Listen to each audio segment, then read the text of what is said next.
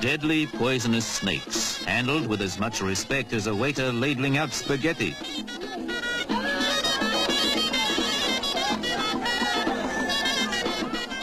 The way of life in the Square of the Dead, Jem El Fna in Marrakesh, Morocco, the city Sir Winston Churchill loved to paint.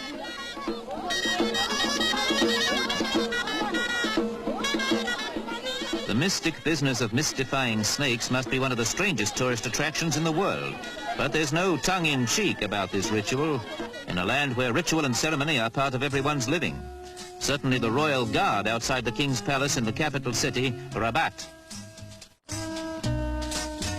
Ceremony, though always decorative, moves with the times, as does King Hassan himself, Morocco's constitutional monarch.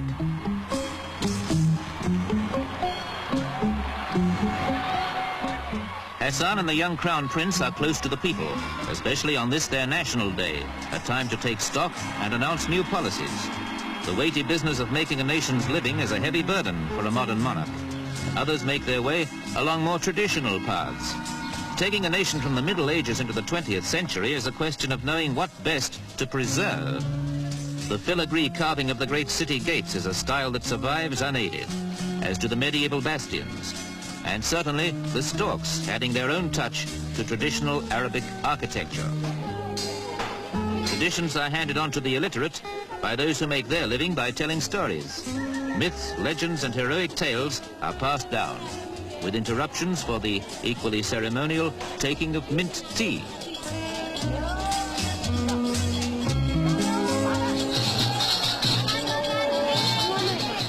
Jem El Fna is a fairgrounds cum music hall where the preservationists are more energetic.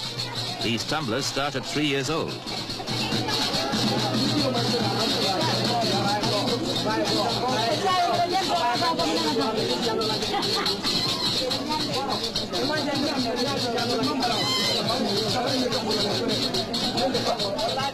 They call Marrakesh the Pearl of the South, Morocco's gateway to the mountains and to the Sahara.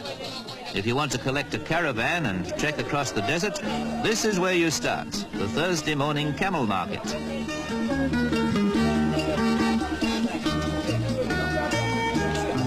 Bargaining can be hard.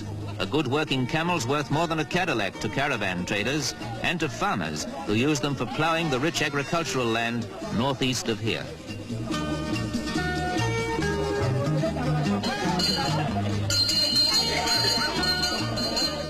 Most Muslims don't drink alcohol, but wherever men meet and get thirsty with all that money talk, the water sellers are there too, with their goatskin bags. Hard bargaining for camel connoisseurs is a backcloth for those making another kind of living. And of course it's a must on every tourist's itinerary.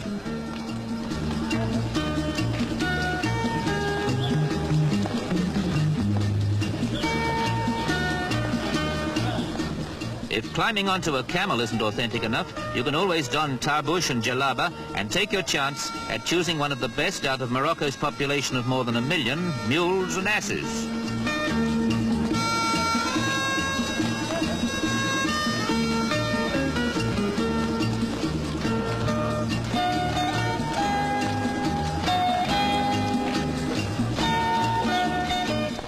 For those who can't afford a camel, a burro is the only means of transport, the all-purpose beast of burden that brings produce from the country to the bazaars of Marrakesh, Fez and the other imperial cities. It may bring hardwood for the butt of a hand-carved antique rifle. Antique even though it's made right here on the spot. The craftsmanship, learned early, is as old as firearms. The inlaid brass has come from some other old gun, and there's nothing new about the sales technique, or the satisfaction of carrying home the genuine Moroccan tribesman's rifle.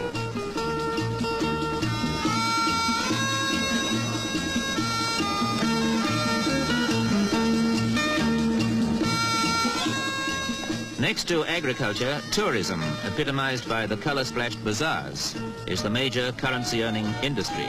But Morocco's most famous export is live horseflesh. Here, in what could almost be an English country setting, they breed that most cultivated and influential of animals, the Arab.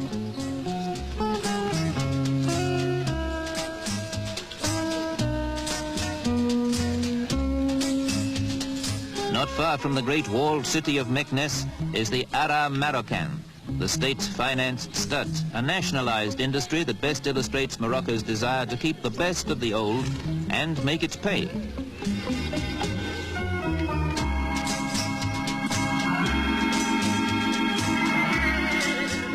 Keeping the past profitably alive is something worth cultivating. And if you have the skill to ride an Arab stallion, the courage to trust your handmade antique rifle, and nerve something like steel, you can join the Berber tribesmen in their unique way of celebrating anything from the king's accession, a well-made marriage match, or a fine wine grape harvest. This is no stagey desert song fantasy, but a fantasia, Morocco's version of a medieval jousting tournament.